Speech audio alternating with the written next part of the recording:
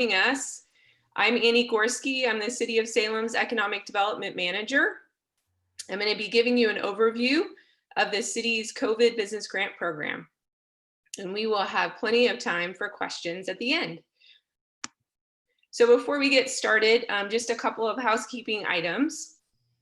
Participants are muted, so please use the chat function over on the left-hand or right-hand side of the screen to put in your questions. Tori Banford will be managing the chat and keeping track of those questions. If we don't address them during the presentation, we will at the end.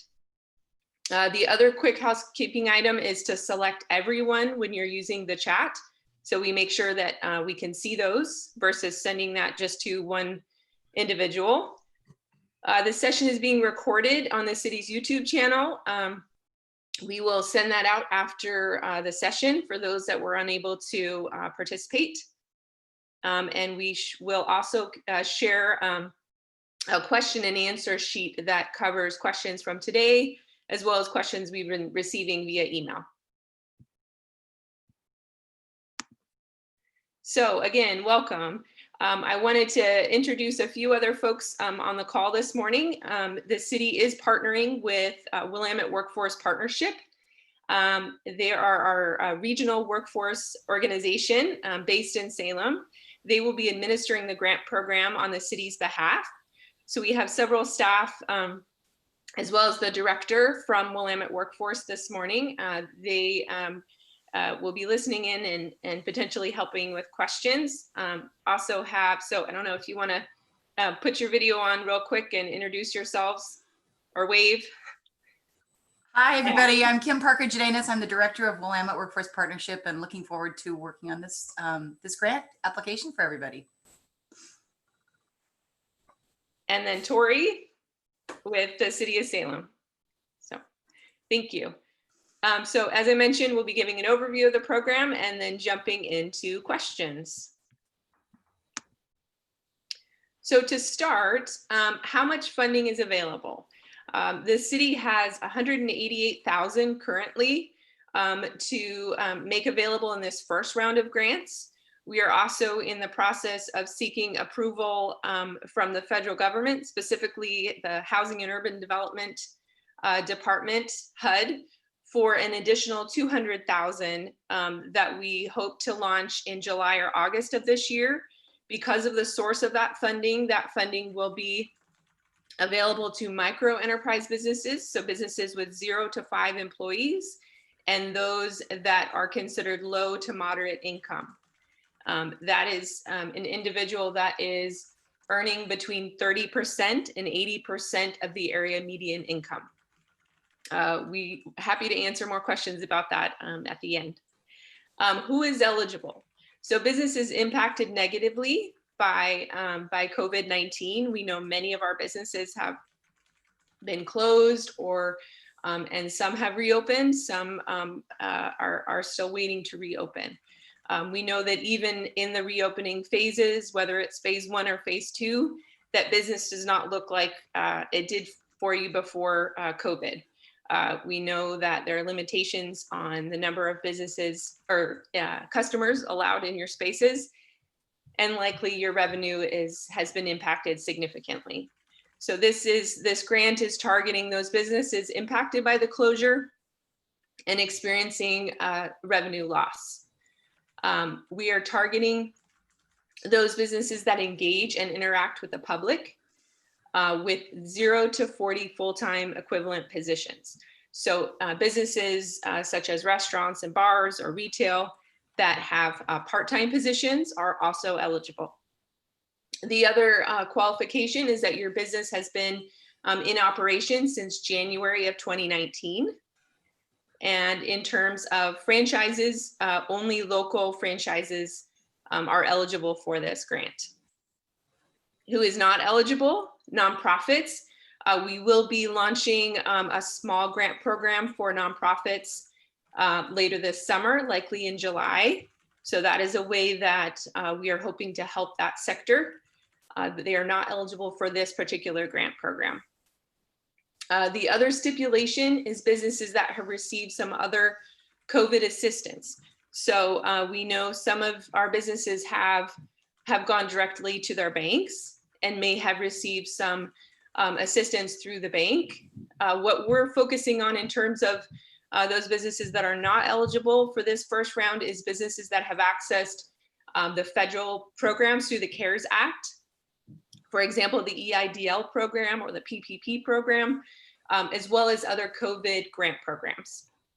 We know that many businesses have not had access to those programs, and that's really our target for this first round of grants. As well as businesses that do not interact directly with the public. An example of that would be a real estate investment or holding company. And as mentioned above, only local franchises, so not national or regional franchises are eligible. In terms of eligible expenses, we know that this varies business to business. Payroll, inventory, rent, utilities, any kind of related expense that is related to keeping your business open or reopening safely, including protecting customers and your employees, whether it's masks, cleaning material, plastic shields, other types of things that might be required to open your business safely. Those are all eligible expenses. If there are things that we haven't thought of, please ask or raise those. In the application, we'll ask you to provide a description of how you intend to use those funds. So how do you apply? Online applications will be available on the Willamette Workforce Partnership website beginning Monday, June 15th. The applications will be available from noon on the 15th until noon on the 17th. We know or are expecting, like other similar grant programs around the region, that there will be a lot of demand. That is why we're not keeping the application open, for example, for a week. We're letting you know that it's coming. It will be a simple online form. It's not going to be 10 pages of application. I think when I saw it yesterday, it's about two to 3 pages. And we'll walk through what's in the application here in the next slide. If you are not able to access the online application or do not have access to the internet or a computer, we're asking that you contact us and we will make a paper copy available to you. So in terms of how awards will be made, applications will be sorted into an Excel spreadsheet. Those applications will be reviewed for completeness and eligibility. And then they will be sorted into a random sort using Excel and selected from that sort. Our target is to ensure that a minimum of 25% of those awards are going to women and minority-owned businesses. It could be more. Right now, we don't know how many will apply.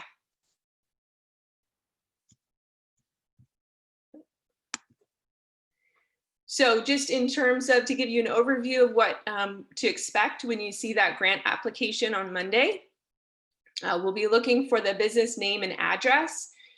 There will be included in that form a map or a link rather to the city's website where you can access a map if you are unsure if your business is within the city of Salem limits.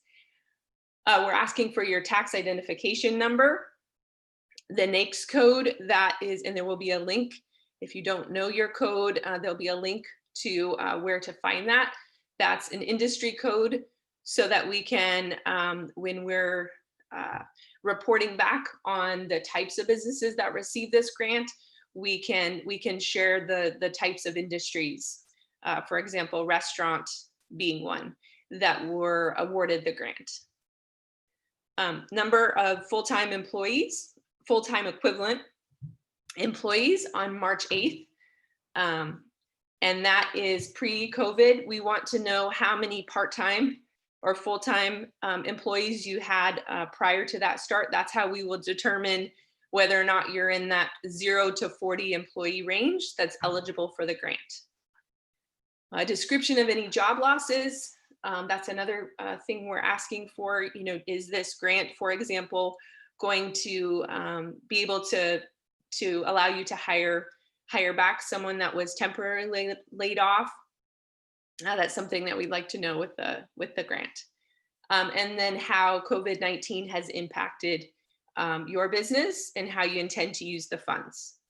So it is a fairly simple application. It's intended to be that way.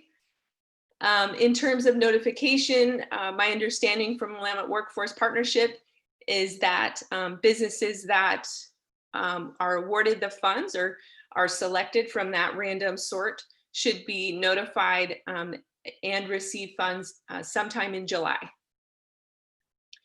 We have the links there below to more information, both in English and Spanish. There's information that goes directly to the press release and other information on our website. I know it is also on Willamette Workforce Partnership's website.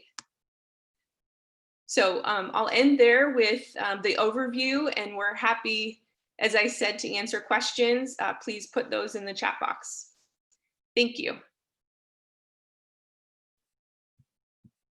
And I will leave my contact information as well as Dean Craig's up here for a minute before I close that.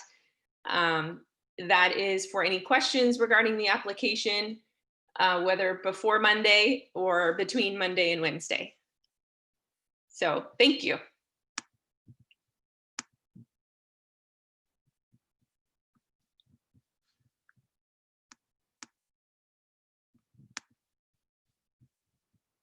Tori, do we want to go to questions?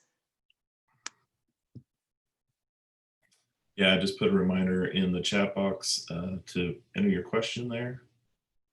I haven't seen anything yet.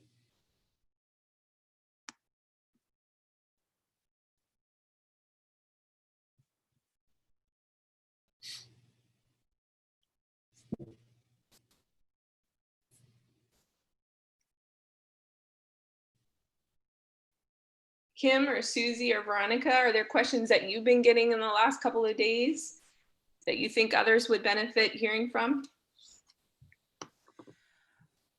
I have not heard, this is Kim, and I've not heard any questions recently. I think once we have the applications go live, there may be some questions that individual applicants have, although we're trying to be as complete as and provide as much direction and information as possible on the application. So, but we are available to answer individual questions.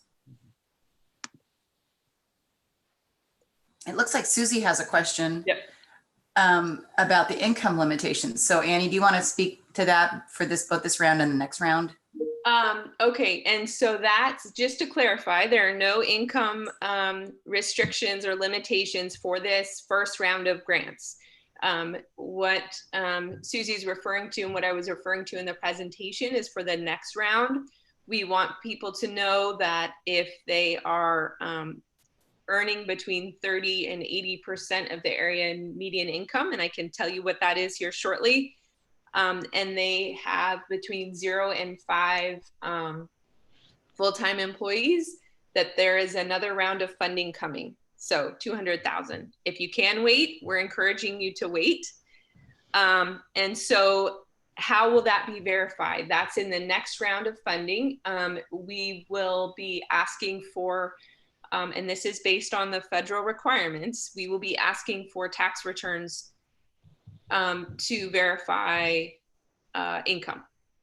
And I can tell you just here shortly what that range 30% to 80% of median income is. For a family of 4, that is an annual income of between $20,800 and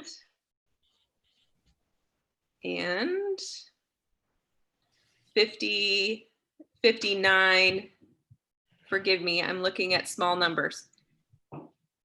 And between 55,500. So the range again is between $20,000 $50,800 and $55,500. And that, again, that's for the next round of funding, not this one. So question, my understanding is grant available for most businesses included for businesses filed with an ITIN. Also, will application be available in other languages besides English? So Kim, is the first question something that you can answer? Tax identification number is, I'm not sure what the I is. Yeah, I'm not sure what the I is either, but yes, we need to have tax identification numbers just to verify that businesses are legitimate. And then we will be doing our own verification just to make sure that the applicants are eligible for funding. And yes, we are going to have the applications available in Spanish, and all of the announcements are also in both English and Spanish. I have a question from Barbara. She's asking how part-time employees count versus full-time equivalents. Do you want me to take that, Annie? Sure, go ahead. Okay, we were just talking about this morning because we realized that some of the materials that we've published have not been very clear. So we are working on tightening up our messaging a little bit around that. But it is full-time equivalent employees. So if you've got up to 5 full-time equivalent, which could be, 10 half-time, then you would be eligible for the $3,000 application. If you have between 6 and 40 full-time equivalent employees, then you would be eligible for the $5,000 grant.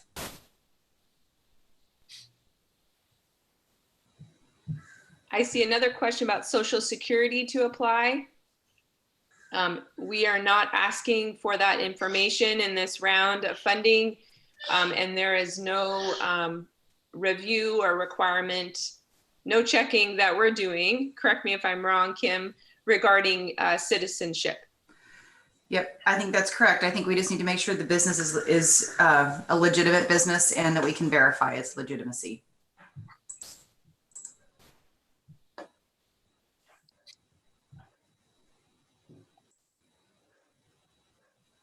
Other questions? I will add the income item for the next round to the FAQ that we put out. The other questions, I'm thinking of questions I received yesterday that others might have. There was some clarification needed for some folks between the two maximum grant amounts, which Kim just restated. Some folks thinking they had to have 40 employees to be eligible, or 40 FTE or full-time employees, full-time equivalent. And that is not the case. We're just providing a range. The smaller grant, that $3,000 amount, is for the smaller business type, and the up to $5,000 is for the larger business.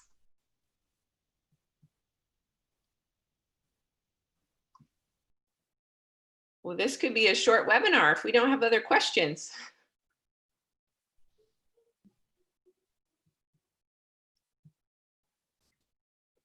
Anything else, Kim or Susie or Veronica or Tori, that you're seeing that we need to clarify? Not me. This is Susie. I think once the application is out there is when we're really going to get the questions. But I think we have enough information here to answer those. Okay.